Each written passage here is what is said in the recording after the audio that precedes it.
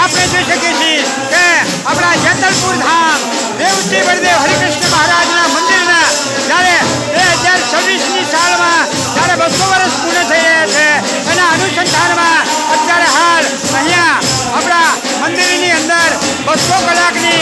અખંડ ધૂન મિત્રો ચાલી રહી છે આપણા સ્વામિનારાયણ ભગવાનની. ત્યારે મિત્રો આપણી ધૂનને અત્યારે હાલ 53 કલાક પૂર્ણ થયા છે અને આ 54મી કલાકની મિત્રો શુભ શરૂઆત થઈ ગઈ છે.